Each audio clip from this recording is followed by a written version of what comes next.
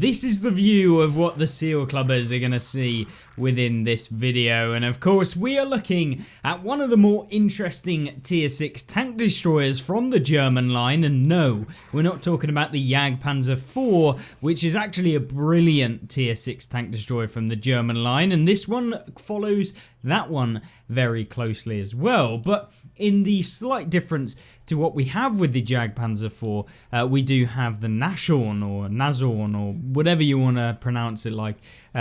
Essentially, this tank is a paper TD, and it leads up to the tanks that you'd hopefully everyone should be going to at some point in their career, in the Sturrer Emil, and then working its way all the way up to the Grille 15, which is a fantastic vehicle to at least try. And of course you can pick up the Waffle E100 as well, and this tank line is actually really fun to play, and I'd recommend it to almost everyone. Maybe not as your first few tech tree tier 10s, but certainly if you want a bit of fun, you want a bit of kind of diversity in how you play, then these tanks actually offer that quite well. Now, is it forgiving for newer players to play the Sturrer Emil? Probably not, but if you do kind of have patience and you're willing to give the fact that you may or may not do bad in this tank, you will have a ton of fun. And I actually found the Sturrer Emil when I revisited it now, given I've played a ton more games since I first played it, I actually found it quite interesting to play, and it was actually really fun with its 490 alpha at tier 7.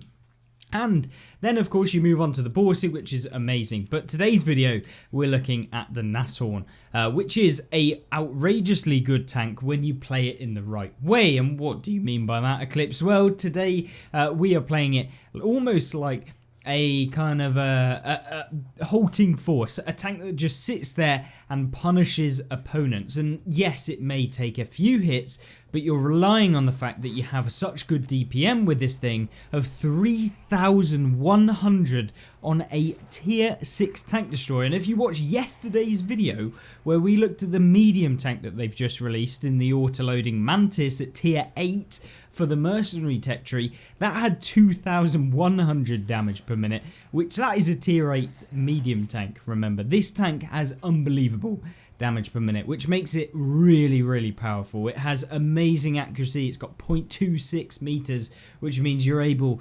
to basically pinpoint anyone, find the weak points. You have 5 degrees of gun depression, which is fine with this vehicle. It's not, you know, the best in the world, but it's not the worst. Elevation of 20 degrees, that's fine. It isn't quite the toaster at tier 5, but it is certainly very good. And also the best thing about it is the penetration on these rounds that this tank gets on the Top Gun. Of course, we are talking about the Top Gun here, is 203 on the standard, which means you don't have to really fire very many premium rounds. But if you do, 237mm of penetration is going to be slapping straight through the front of basically every tank you'll be meeting. Even tier 8 heavy tanks are going to be able to be penned quite easily through some of the thickest areas of their armor if you're aiming at least at some kind of weak point, if you're not just auto aiming with this vehicle, which I highly wouldn't recommend given that it's a non-turreted tank destroyer.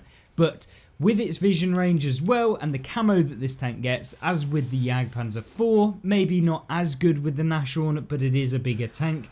But it does have 461 meters of view range compared to the 245 meters of still concealment, meaning you are going to be able to remain undetected even to some of the light tanks. And in fact, I would go as far to say as even most of the light tanks are not going to be able to outspot you unless you're moving or unless you're firing.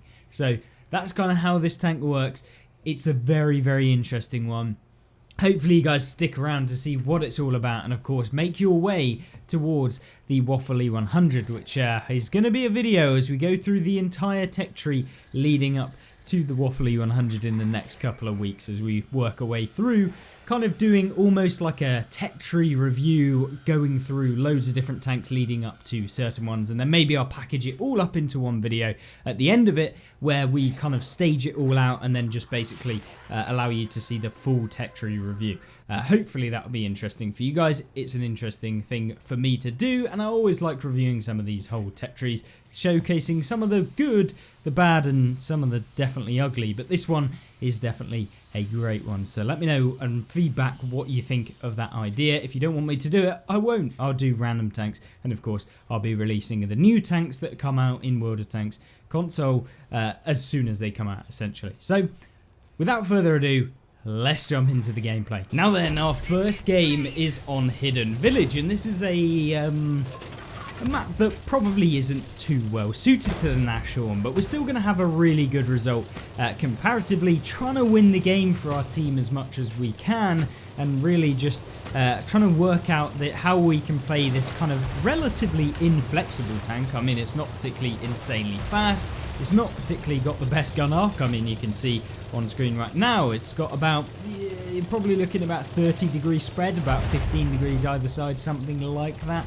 maybe slightly more, maybe 20 degrees, something like that. But yeah, it's not the worst in the world, which, you know, it could be worse, it could be better, but we're going to have to try and make it work in this game. Now, what you're seeing me do here is actually outspotting light tanks. We all love it when you can somehow outspot light tanks in your tank destroyers sitting in a bush. But of course, you can see here the T-37 does crest the ridge. Now, we do fire at him, and as I expected, we do get spotted, but that's fine, because in this tank, the great thing about it is that because you have such good damage per minute, it doesn't really matter if you do get spotted sometimes. Now, you shouldn't be just, you know, going for it as much as possible, just hoping that you're going to take hits and stuff like that. But if you do work this vehicle like it's supposed to, in that, you know, you basically sit back, let your opponents make the misplays, and then just punish them every single time, you can make it work really well.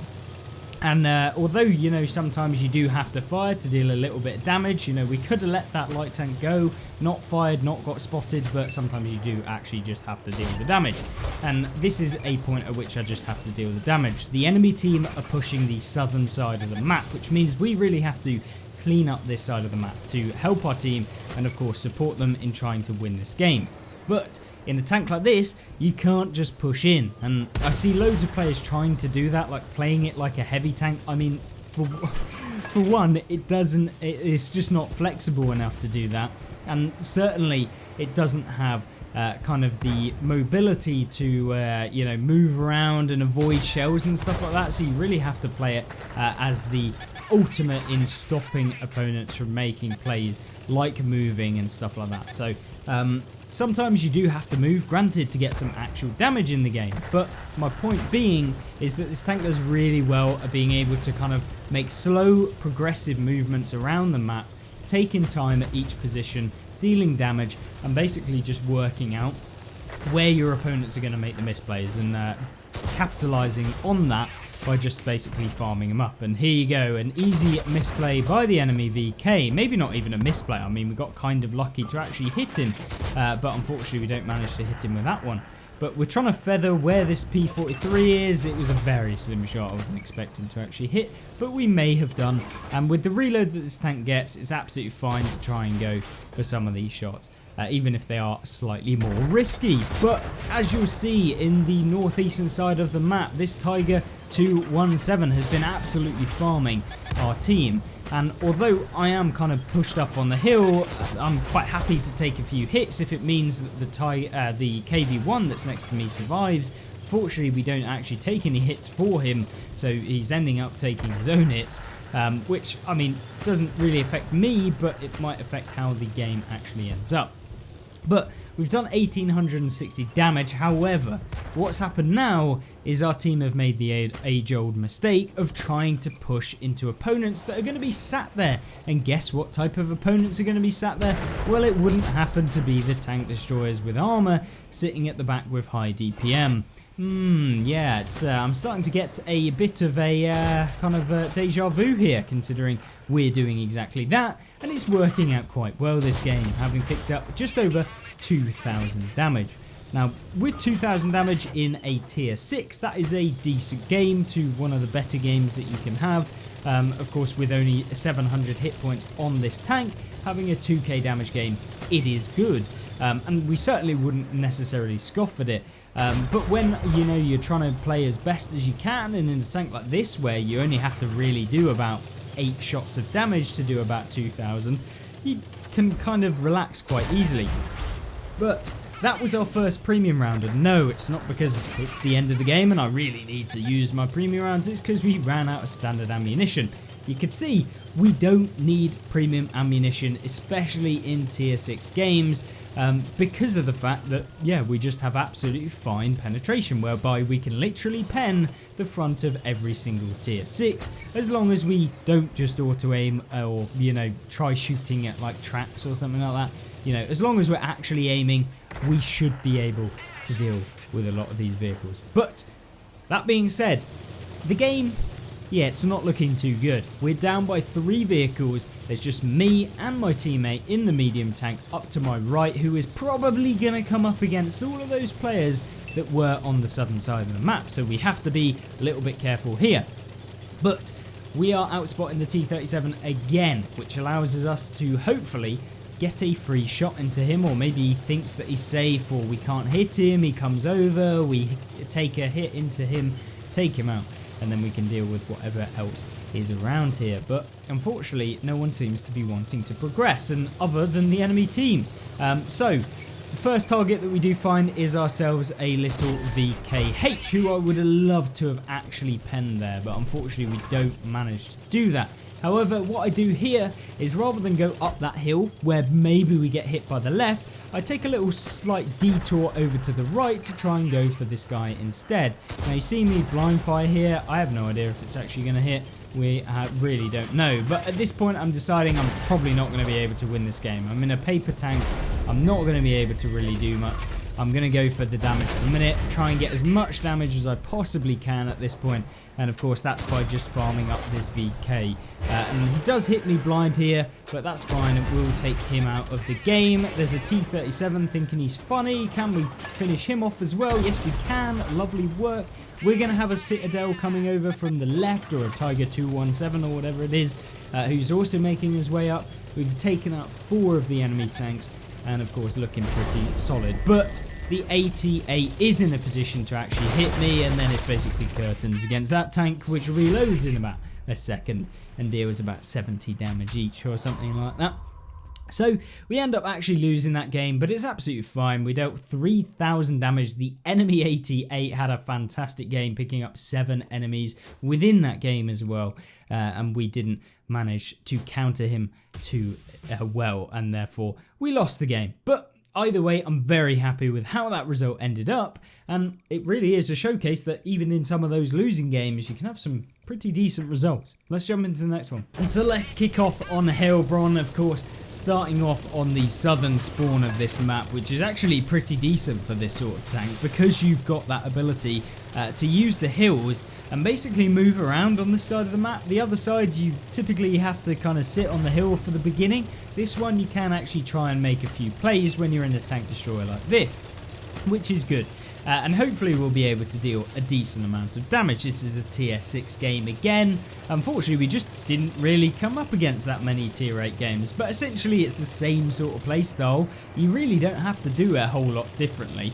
And it's actually quite easy to play at tier 8, because essentially it's just, oh, occasionally I have to load premium. And occasionally you don't even need to do that, especially when you're playing up against those lightly armoured vehicles. Things like medium tanks you can still pen with your standard rounds, so you don't even need premium rounds in this necessarily against a lot of the targets at tier 8. So I mean, that tells you just how nice it is to play with this tank. But what you're seeing here is, of course, case in point of just using the view range and just sitting in the bush. There's no point in kind of moving up too much and just essentially pulling back behind the bush as we fire, just trying to get a few blind fires on some people that might be camping in the base.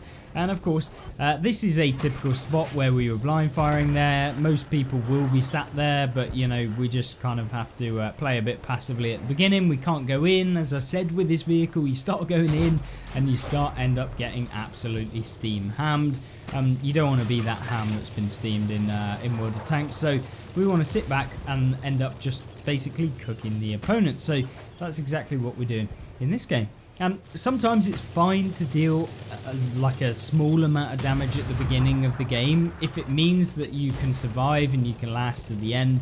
Throwing yourselves away just to deal a couple shots of damage in the end is actually just going to be way worse than if you just save those hit points and use them more usefully in the end to late game on this game. So we've only done 200 damage, but trust me, when you play World of Tanks, you start understanding that if you aren't completely kind of oblivious to the minimap, you can make use of it during the later half of the game to be able to get really easy free damage where you literally don't have to do anything.